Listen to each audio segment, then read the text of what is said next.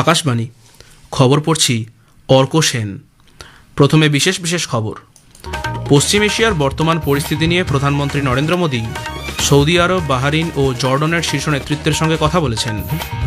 মার্কিন যুক্তরাষ্ট্র ও ইসরায়েলের হামলার জবাবে ইরান ও পশ্চিম এশিয়ার বিভিন্ন দেশে প্রত্যাঘাত করেছে। মার্কিন রাষ্ট্রপতি ডোনাল্ড ট্রাম্প ইরানে মার্কিন সেনা মোতায়েনের সম্ভাবনা রয়েছে বলে জানিয়েছেন।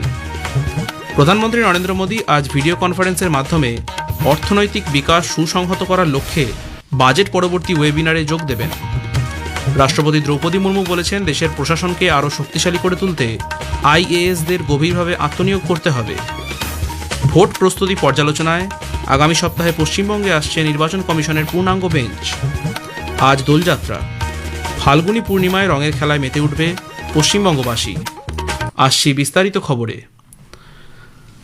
পশ্চিম এশিয়ার বর্তমান পরিস্থিতি নিয়ে প্রধানমন্ত্রী নরেন্দ্র মোদী সৌদি আরব, বাহরিন ও জর্ডনের শীর্ষ নেতৃত্বের সঙ্গে কথা বলেছেন। প্রধানমন্ত্রী নরেন্দ্র মোদী গতকাল জর্ডানের রাজা দ্বিতীয় আবদুল্লার সঙ্গে কথা বলেন। পশ্চিম এশিয়ার বর্তমান পরিস্থিতি নিয়ে উদ্বেগ প্রকাশ করেন তিনি।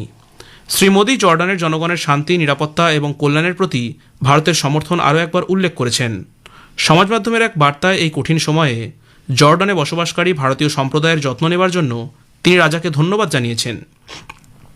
প্রধানমন্ত্রী নরেন্দ্র মোদী সৌদি আরবের যুবরাজ এবং প্রধানমন্ত্রী মোহাম্মদ বিন সালমানের সঙ্গে টেলিফোনে কথোপকথনের সময় পশ্চিম এশিয়ার বর্তমান পরিস্থিতি নিয়ে আলোচনা করেছেন। শ্রী মোদী সৌদি আরবের ওপর সাম্প্রতিক হামলার নিন্দা করে তা সার্বভৌমত্ব এবং আঞ্চলিক অখণ্ডতার লঙ্ঘন বলে উল্লেখ করেন। সমাজ মাধ্যমে এক বার্তায় তিনি বলেছেন, দুটি দেশই আঞ্চলিক শান্তি ও স্থিতিশীলতার বিষয়টিকে সর্বাধিক গুরুত্ব দিয়েছে। প্রধানমন্ত্রী এই কঠিন সময়ে ভারতীয় সম্প্রদায়ের প্রতি যত্ন নেওয়ার জন্য শ্রী সালমানকে ধন্যবাদ জানিয়েছেন। প্রধানমন্ত্রী বাহরিনের রাজা হামাদ বিন ইসা আল খলিফার সঙ্গেও টেলিফোনে বাক্যালাপ করেন। বাহরিনের উপর হামলার নিন্দা করে তিনি বলেন, এই কঠিন সময়ে ভারত তার জনগণের সঙ্গে সহমর্মিতা প্রকাশ করছে। পশ্চিম এশিয়ার বর্তমান পরিস্থিতি নিয়ে গভীর উদ্বেগ প্রকাশ করেছেন প্রধানমন্ত্রী নরেন্দ্র মোদী। এক্স হ্যান্ডেলে এক বার্তায় প্রধানমন্ত্রীর দফতর থেকে জানানো হয়েছে, ভারত আলোচনা এবং কূটনীতির মাধ্যমে যে কোনো সমস্যার সমাধান করতে বিশ্বাসী। শ্রী মোদী বলেছেন, সংঘর্ষদীর্ণ অঞ্চলে বসবাসকারী প্রত্যেক ভারতীয় নাগরিকের নিরাপত্তার জন্য কেন্দ্র সমস্ত দেশের সঙ্গে মিলেমিশে কাজ করবে। पश्चिम एशिया की वर्तमान स्थिति हमारे लिए गहरी चिंता का विषय है। भारत डायलॉग और डिप्लोमेसी के माध्यम से सभी विवादों का समाधान का समर्थन करता है। इस क्षेत्र में मौजूद सभी भारतीय नागरिकों की सुरक्षा के लिए हम सभी देशों के साथ मिलकर काम करते रहेंगे। ইসরায়েলের বিমান বাহিনী জানিয়েছে, তারা গত 24 ঘন্টায় মার্কিন যুক্তরাষ্ট্রের সঙ্গে যৌথ আক্রমণে ইরানের 31টি প্রদেশের মধ্যে 24টিতে 1200টিরও বেশি বোমা ফেলেছে। এদিকে ইরানও Bahrain, Iraq, Jordan, Kuwait, Oman, Qatar, Saudi Arab এবং সংযুক্ত আরব আমিরশাহী সহ 9টি দেশে হামলা চালিয়েছে। ইরানের একটি ড্রোন সাইপ্রাসে ব্রিটেনের একটি সামরিক ঘাঁটির রানওয়েতে আঘাত হানে। রেড ক্রিসেন্ট জানিয়েছে, মার্কিন ও ইসরায়েলের যৌথ আক্রমণে ইরানের 555 জন নিহত হয়েছে। সেদেশের মিনাব শহরে একটি প্রাথমিক বালিকা বিদ্যালয়ের হামলায় 180 জন শিশু প্রাণ হারিয়েছে। অন্যদিকে ইরানের একটি ব্যালিস্টিক ক্ষেপণাস্ত্র ইসরায়েলের বেইট সেমেসে আঘাত হানলে 9 জনের মৃত্যু হয়, আহত 20 জন। তেল আবিভে এক মহিলাও নিহত হয়েছেন। কুয়েতে ইরানের হামলায় 4 মার্কিন সেনা প্রাণ হারিয়েছেন, গুরুতর আহত 5 জন।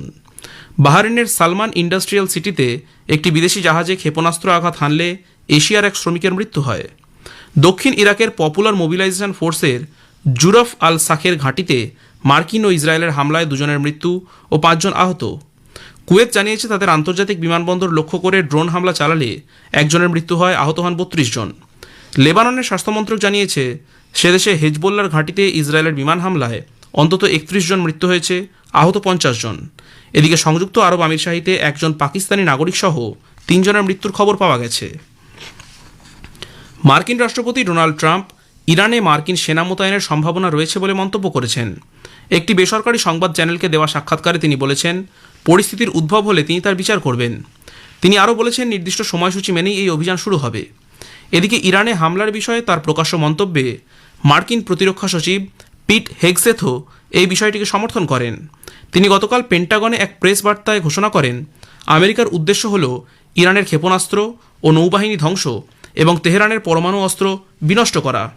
As the president warned, an effort of this scope will include casualties. War is hell and always will be. A grateful nation honors the 4 Americans we have lost thus far and those injured. May we prosecute the remainder of this operation in a manner that honors them. No apologies, no hesitation, epic fury. This is the generational turning point America has waited for since 1979 and since the rudderless wars of hubris my generation, our generation, endured. We will finish this on America First conditions of President Trump's choosing. Nobody else as it should be.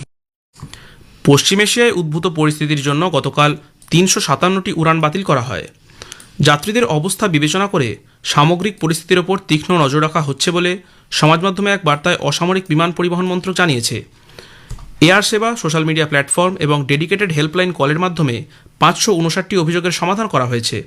প্রয়োজনে যাত্রীরা মন্ত্রকের পিএসিআর helpline 011-246-04283 অথবা 011-246-32987 যোগাযোগ করতে পারেন। পশ্চিম এশিয়ায় যুদ্ধের প্রভাবে পড়েছে তেলের দামে। হরমুজ প্রণালী বন্ধ হয়ে যাওয়ার আশঙ্কায় বিশ্ববাজারে অপরিশোধিত তেলের দাম 8%-এরও বেশি বেড়েছে। এই হরমুজ প্রণালী দিয়ে বিশ্বের 20% তেল সরবরাহ হয়ে থাকে। শেষ খবর পাওয়া পর্যন্ত ব্রেন্ট ক্রুডের দাম 8.6% বেড়ে দাঁড়িয়েছে ব্যারেল পিছু 79 মার্কিন ডলার। প্রধানমন্ত্রী নরেন্দ্র মোদী আজ ভিডিও কনফারেন্সের মাধ্যমে অর্থনৈতিক বিকাশ সুসংহত ও শক্তিশালী করার লক্ষ্যে একটি বাজেট পরবর্তী ওয়েবিনারে যোগ দেবেন। প্রধানমন্ত্রীর দফতর থেকে জানানো হয়েছে, এই ওয়েবিনারে শিল্প পরিসরের বিস্তৃতি, প্রযুক্তিগত নেতৃত্ব জোরদার এবং জরুরি ক্ষেত্রের ভিত মজবুত করার উপর আলোচনা হবে। রাষ্ট্রপতি দ্রৌপদী মুর্মু বলেছেন, ভারতীয় প্রশাসনিক আধিকারিক অর্থাৎ আইএএসরা দেশ গঠনের কাজে এক গুরুত্বপূর্ণ ভূমিকা পালন করে থাকেন এবং দেশের প্রশাসনকে আরও শক্তিশালী করে তোলার লক্ষ্যে সমস্ত দফতরের ঊর্ধ্বে উঠে তাদের কাজ করা দরকার।